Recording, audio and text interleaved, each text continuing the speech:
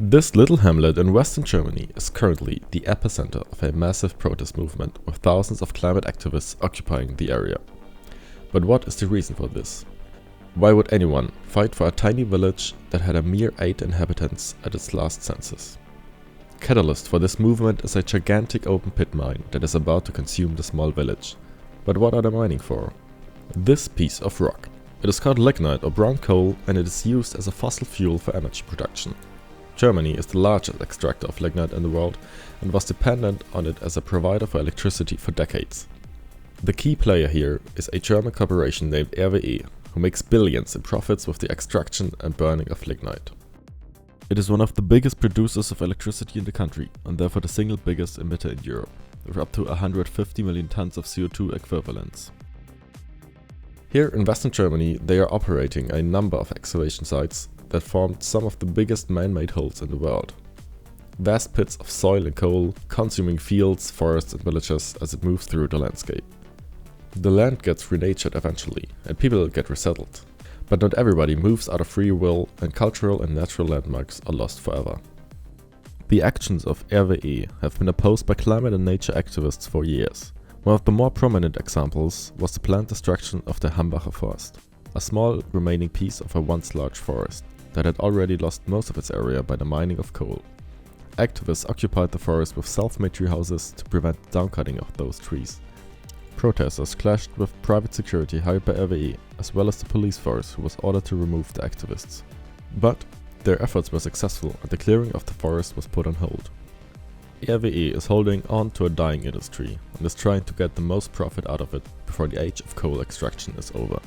The number of mining jobs in the region have been declining for decades by the hundreds of thousands. They know that they don't have much time left and have been pressuring homeowners to leave their houses for a long time, with the use of intimidation tactics and abusing their asymmetry of power. So they struck a deal with the government, with the local coalition of the Conservative and the Green Party being key players. It seemed like a success for climate justice at first glance, moving the exit date for coal extraction from 2038 to 2030 and therefore cutting the initial proposed coal production by half, from 560 to 280 million tons. Turns out it's a dirty deal. RWE's deep involvement in German politics in the last years have been well documented. Local municipalities and cities, firms and banks and even the State Department of Agriculture are RWE shareholders and therefore have an interest in the profitability of the company. Even several high-level politicians have been revealed to have close ties to RWE. Therefore, it is no wonder that something seems off about this agreement. RWE realized that the burning of lignite is no longer profitable after 2030, mainly due to rising prices in the EU emission trading system. It is purely an image booster for RWE and a way to make as much money before 2030 as possible. This deal was an empty promise, approved in part by the sanctimonious local Green Party, and has no effect on the reduction of emissions. Even more agonizing is the fact that RWE has already accumulated enough coal to cover production of electricity until 2030, with a massive 301 million tons. Studies show that 271 million tons would be more than enough to cover Germany's energy demands, even considering the gas crisis induced by the Russian invasion in Ukraine. This debunks the claims of RWE and the government that the expansion of coal mines is a necessary step for Germany's energy security in the future.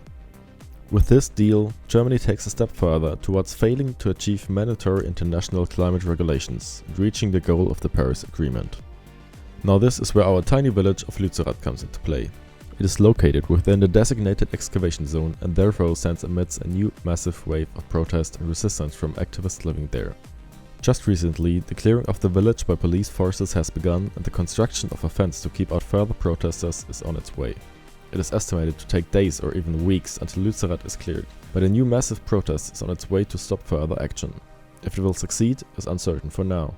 Supporting the cause of the activists is an open letter by the Scientists for Future initiative, signed by over 700 authors. They criticize the government's decision and intentions for climate protection harshly and propose a stillstand of the excavation. Even though the fate of Lützerath seems to be inevitable, there are two glimpses of hope. If the activists manage to withstand clearing efforts until the end of February, the destruction of Lützerath would be postponed until at least October. This is because the German law for environmental protection forbids to cut down trees from March to September. This would provide 7 months of time to overturn the deal with RWE. Activists constructed various ways of obstruction like tree houses and tunnel systems. If their efforts will be successful is still to be shown. Lastly, even if Lützerath falls, it seems like RWE wouldn't get far. The process of land clearing is far from completed. More and more homeowners in the little hamlets around Lützerath make it clear now that they don't intend to sell their land to RWE. But Lützerath is no longer about saving people's homes. The last few remaining residents left their houses months ago. Some in free will with good compensation, but many pushed out by RWE and the local government. The destruction of Lützerath is a symbol for the everlasting greediness of fossil fuel corporations, disregarding the evident signs of climate change and turning a blind eye towards environmental destruction. Lützerath is not a mere meaningless hamlet anymore, it is a bastion on the frontiers of the fight against climate change, opposing the looming shadow of the coal pit that is feeding its way through the land like a ruthless monster to quench its never-ending hunger. With the demolition of Lützerath, there will be nothing left to stand in the way of the imminent burning of million tons of coal and would put the integrity of Germany's climate goals at great doubt.